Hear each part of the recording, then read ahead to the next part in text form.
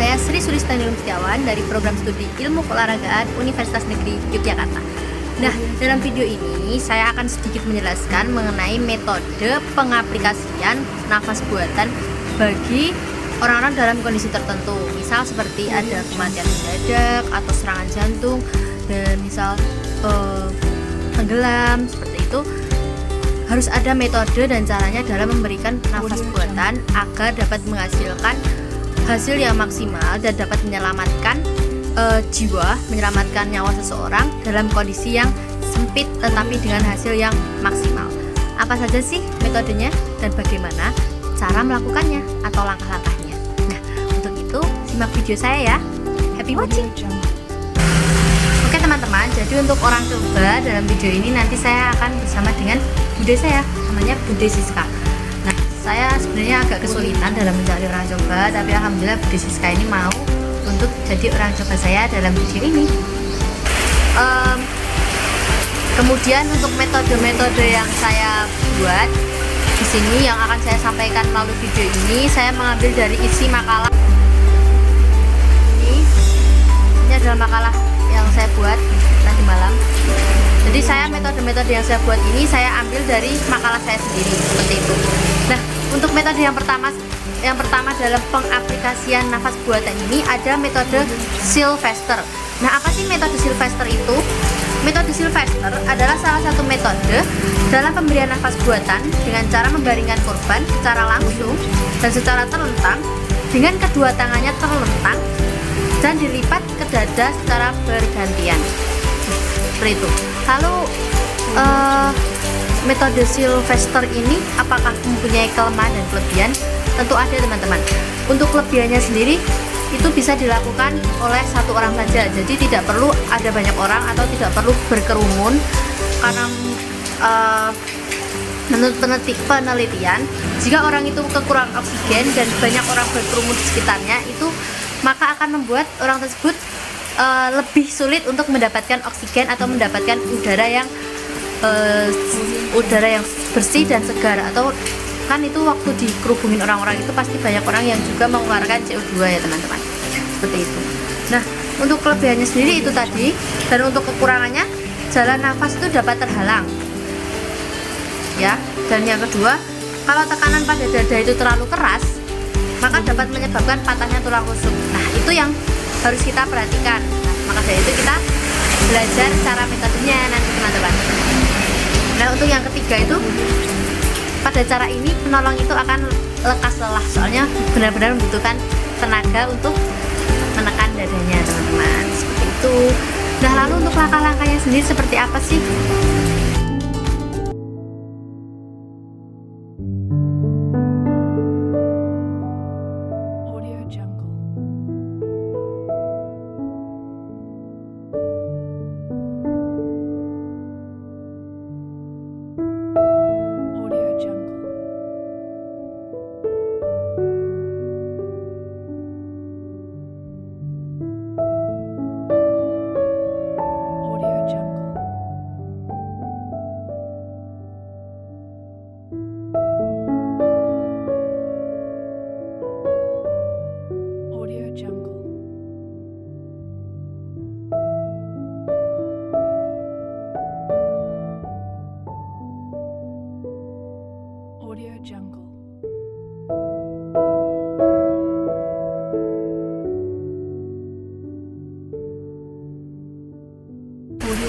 Oke teman-teman, untuk metode yang kedua dari pengaplikasian nafas buatan ini ada metode Holger-Nielsen.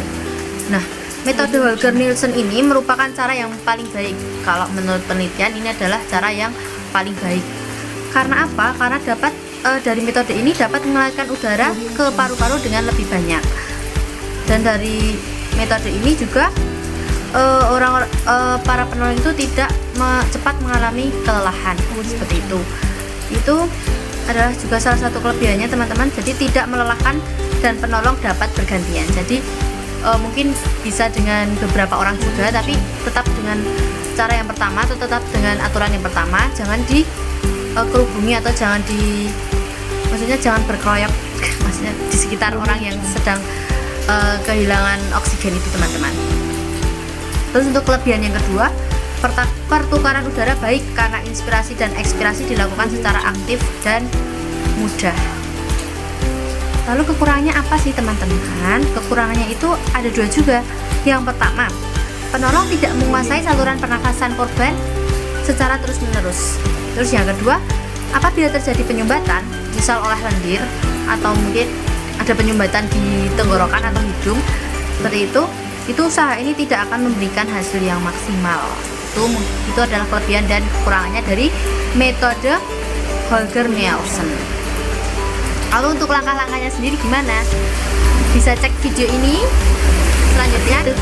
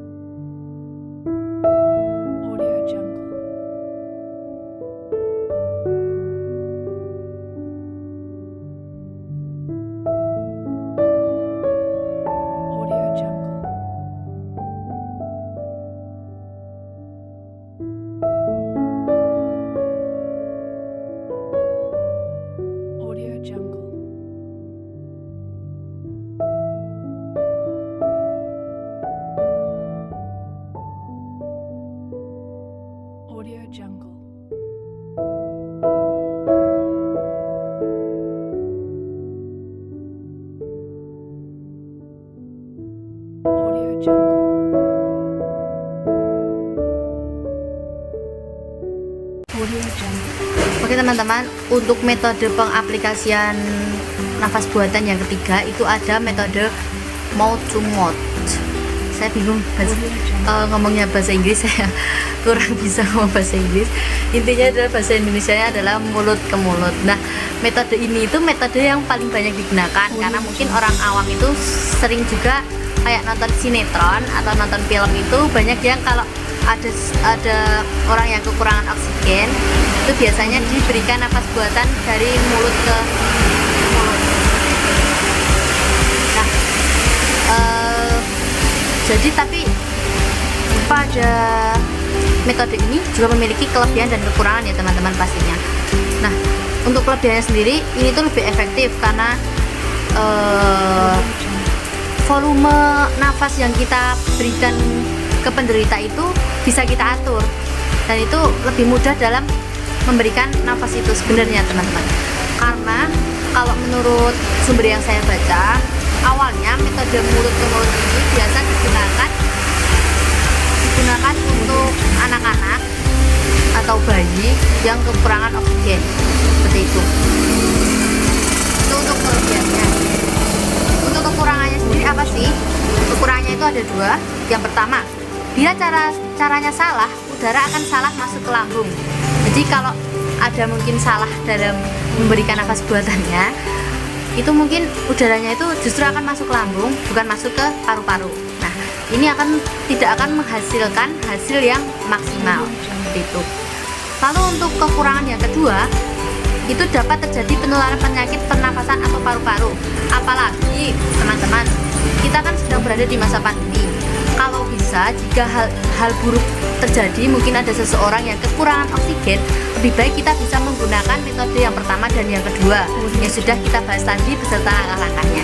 Untuk metode yang mulut ke mulut ini akan lebih baik jika dihindari untuk di masa pandemi ini, karena itu akan sangat mudah menyebarkan virus dan penyakit. Karena itu termasuk kekurangannya ya teman-teman.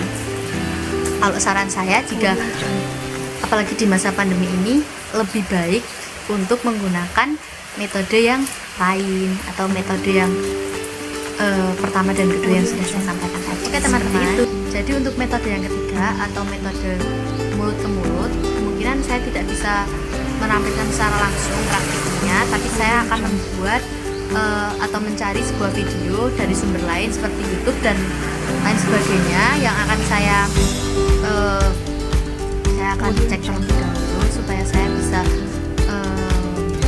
memasukkan ke dalam video ini dengan sumber yang jelas. Karena di masa pandemi ini seperti yang saya katakan tadi, kita harus menggunakan metode-metode yang lain dan menghindari metode mulut-mulut dahulu untuk apalagi dalam kondisi seperti sekarang atau kondisi pandemi seperti ini.